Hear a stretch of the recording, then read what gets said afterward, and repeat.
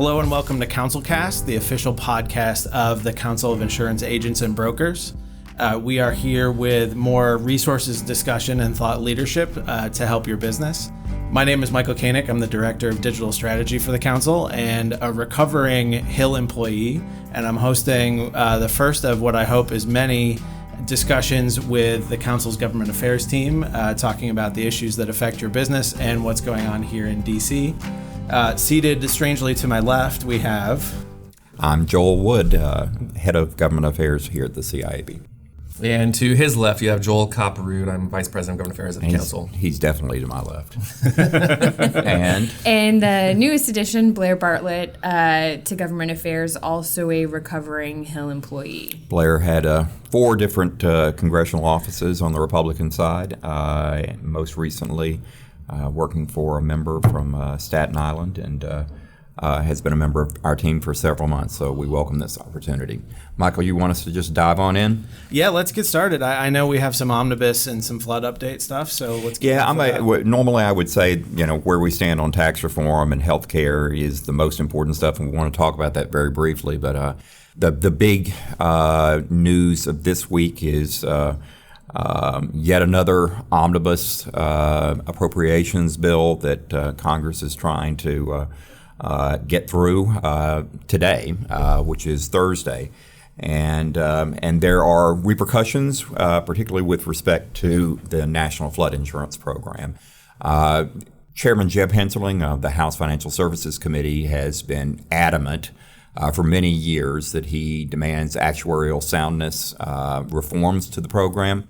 He's not a particular fan of the program. He is retiring this year. And so he wants to, and it appears he's going to be successful in, disengaging the NFIP extension. And we've had a number of these just in the past couple of years from the appropriations process. So to extend the NFIP for only until the end of July, we and all the other major industry associations today signed a strong letter to everyone in the House of Representatives on this. Blaire, do you want to elaborate on what you expect on the NFIP reforms? And the thought being that if they disengage this with a July 31st deadline, that will force the Senate. The House has passed a comprehensive reform, and we basically support it. But it's been caught up, snagged in the Senate Banking Committee. Yeah, so that reform package that the House sent over to the Senate was pretty much dead on arrival, which is why it has taken so long for the Senate to consider something, because they feel that they have to start from scratch. And so the main focus, I think, for Senator Crapo from Idaho, who is chairman of the Senate Banking Committee, it has been his regulatory reform bill. And so now that is getting moved on, the hope is that we would get to flood, but getting something done by July 31st in a few months away from election isn't likely. So it's possible that it's going to be another few months reauthorization until the next spending bill, which would be September 30th. Yeah, this is kind of a terrible circumstance. And I really don't see any significant movement towards where the House position is. Michael, you used to work for Senator Sherrod Brown, who's the ranking Democrat on the Senate Banking Committee. I was with him just day before yesterday, and he remains adamant that the surplus lines provisions that would make it easier for companies to meet the NFIP criteria by utilization of surplus lines products and increasing private marketplace is something he thinks is going to lead to cherry picking and adverse selection. He's strongly opposed to it. Likewise, even there's some Republican opposition to that in the Senate Banking Committee. And so as strongly as we disagree with Senator Brown's sentiment on that, and as much as we want to see those private provisions move forward, I'm just at a loss to see how this is all going to be reconciled in the next couple of months, but it's going to be a little bit of a saga. It won't be, and I hope that leadership on both sides in the Senate and the House wouldn't let a lapse occur during the middle of hurricane season. Okay. Part of this also is that they have eyes on what's happening in November, right? And he knows, I think Chairman Hensarling knows that if he wants a real reform, this is his last chance. I think everyone is bracing themselves for a big wave around the corner and probably some leadership changes in the Financial Services Committee. Regardless, there's going to be leadership changes on both sides of the aisle. But if Jeb really wants to have a heavy hand in reforming the National Flood Insurance Program, this is his last stand. Yeah. If they just kick the can, if they attached it successfully, which is what we want, to the Omnibus, this is his last shot at actually reforming the program. And if they don't reform the program before the election and there is a wave, we're going to have Chairman Waters leading the Financial Services Committee. And that's going to be, she's been fantastic on the flood insurance program. She's been great on terrorism insurance programs. Any federal program that boosts markets, she's always been on our side on this. Unfortunately, it's going to be, well, that's true. You can't fight that. But it is going to be an interesting dynamic next year, particularly since she's the loudest voice on impeachment. So, I mean, that's going to be for a year. She was the one raising the cherry picking arguments first and foremost. But okay, I will grant you that and congratulate you on your warm relationship with what you believe it will be Chairwoman Maxine Waters of the House Financial Services Committee. I think we all see that. I'm going to quickly move on. I'm going to give a quick commentary on tax, and then I want any additional insights, but particularly moving to healthcare. And what provisions that are relevant to our member firms on the preservation of the employer-provided group health insurance marketplace. On the tax front, obviously, we are in a bit of a purgatory right now with respect to the pass-through treatment. It is and whether or not our pass-through firms, S corporations, LLCs, partnerships will be able to avail themselves of the special 20% rate that was included in the Tax Cuts and Jobs Act of late last fall. You'll recall that there was a wide gaping exemption for services industries, of which one would naturally think that we would be included in that, from being able to receive that special treatment.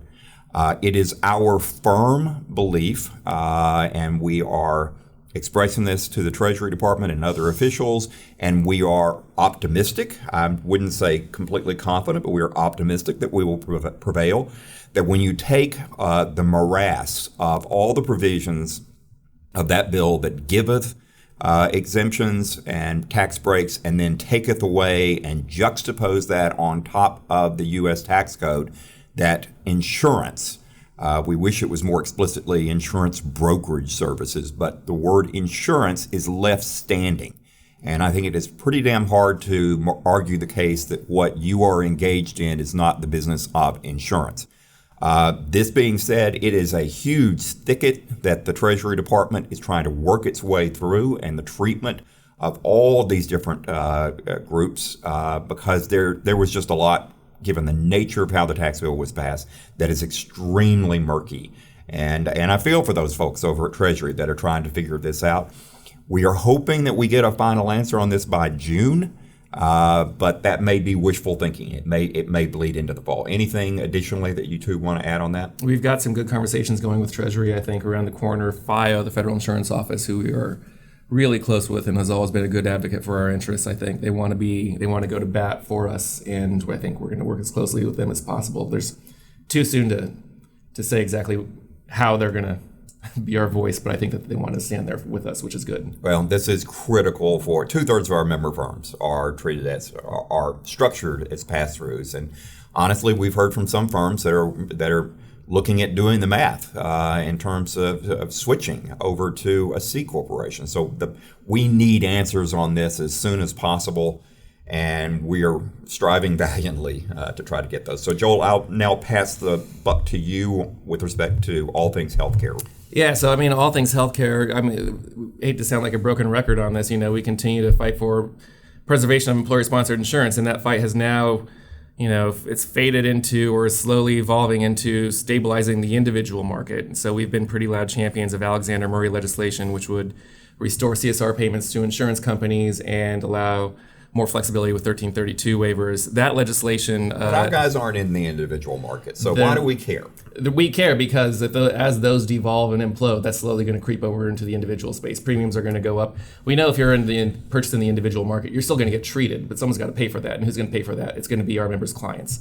So that's the ultimate risk. And this is all happening with single payer on the horizon, with a potential big blue wave around the corner. And so as you're going to be celebrating on election night, if you get this wave that you're so confident about that is going to sweep Nancy Pelosi back into the speakership, What are you going to say to our members about how this is going to benefit them with respect to rolling back the tides? Right. So this is the anxiety point. This should be the anxiety point of our industry. Anyone involved in the healthcare industry is single payer, and Republicans have been in control. They control every lever of government, up and down, from state legislatures all the way up to the presidency. This has been their number one issue, to fix Obamacare, and they haven't done anything. They failed at everything. In fact, what they have been doing is they're pulling out the linchpins in the individual market and making it even worse intentionally. So what we are doing, we're working to try to just stabilize it. Do whatever. Right now, the legislation that's out there is just a Band-Aid. No one thinks that's the solution. But we are supportive of the solution so Alexander Murray, like I said, restores CSR payments, 1330, more state flexibility. We need higher risk pools to allow for catastrophic coverage. It doesn't look like that's going to get attached to the Omnibus. It's now complicated with abortion language to get enough Republicans on the far right to get on board with this stabilization package. They are adamant that no federal funding is going to go to a plan that also covers abortions. Even though Hyde language specifically says no federal funding can cover abortions, they're taking it to an extreme, saying no plan can access these dollars, even if they separately provide abortion care. And that's a non-starter I might argue that that's not extreme. So Patty Murray and a lot of the Democratic champions that would otherwise see this to the finish line, it's a non-starter. But I do think, though, that there's a little bit of a cliff here, in that Leader McConnell guaranteed Senator Susan Collins that her stabilization legislation for the cost-sharing subsidies and the reinsurance was going to be enacted. It was going to be voted on, and that can happen in the Senate. But there seems to be, I would say, there is a unhealthy reluctance on the part of right-wingers in the House to accept anything that could be perceived as shoring up Obamacare. We think this is short-sighted because you're more likely to move towards these Medicare for all types of liberal solutions in the absence of shoring up the individual and exchange markets. Right, and I think that's the big threat.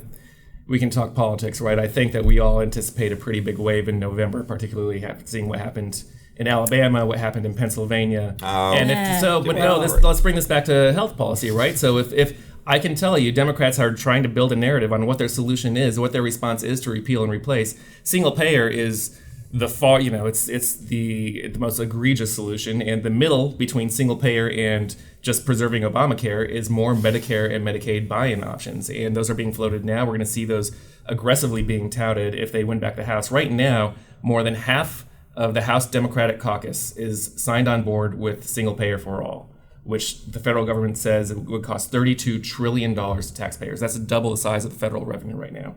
That's insane. So they know that's insane, and they're just being pressured from the Elizabeth Warren's far left to jump on board with that. Every single one of your presidential candidates in the United States Senate right now, of which there are 5 of them, are signed on to Bernie Sanders' single payer. So their middle ground right now is Medicare. To not go that direction, it is Medicare buy-in options for 55 and up. Medicaid expansion. These are all threats to the employer-provided model. So right now, we need to be putting all of our eggs and pressuring Republicans to pass the stabilization bill and stop the bleeding so that Democrats don't inherit a system that's already broken.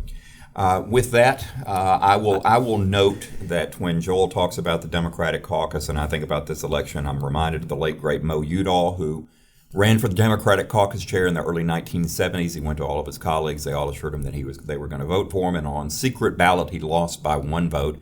His quote that day was, "Today I learned the difference between a caucus and a cactus. With a cactus, the pricks are on the outside." So, Michael, you want to... Well, I didn't want to let you guys go without addressing the fact that it's been a crazy week on top of other crazy weeks. We had a Democrat win narrowly, it looks like, in a district that President Trump won by 20 points 2 years ago. We had the Secretary of State fired via tweet 14 months into the administration. Is there any insights from DC? And we also had an independent survey by Axios that came out that said that if the elections were today, 5 Democratic senators would lose their seats to a Republican. So those poll numbers were so bogus. Let me tell you, I was with Seth Moulton last night and Joe Crowley last night. Joe Crowley is making it no secret that he's going to... President Seth Moulton and Speaker Joe Crowley, who I was with last night. Joe Crowley is going to challenge Nancy Pelosi most likely for leadership post, and Seth Moulton is leading the charge topple her and endorse a lot of veterans and incumbents who will not vote for Speaker Pelosi, much like the guy who just won in Pennsylvania, Connor Lamb. That was one of his endorsees. So they were both very enthusiastic last night. And it's interesting to hear them talk about, there's going to be leadership changes probably on both sides of the aisle. It's going to be a super interesting November, no matter how you slice or dice it. But the theory goes now for Nancy Pelosi's fate is if there's a 5 or 6 seat majority for Democrats, she probably won't stand because there's already 6 to 10 Democrats that are committed to voting against her. However, if it's a 20 to 30 seat majority for Democrats, she might still stay in. So it's going to be interesting to see. I think most pro-business, moderate Democrats do not want her to stay. I think we all recognize the value that she's added, but she's become more of a liability than an asset to the party, and we'll see where that takes us. On this point, I would say Republicans are down on their knees praying for her health every day. She's the best thing we got going for us. So. Well, thank you, Joel, and Blaire, for joining us. Again, I hope this is the first in a series of government affairs updates we have from this team to help you guys with your businesses and what you've got going on in your hometowns. If you have any questions for us, you can find us at www.ciab.com or you can reach out to us on Twitter at the CIAB. Thanks, everybody, and see you next time. Thank you.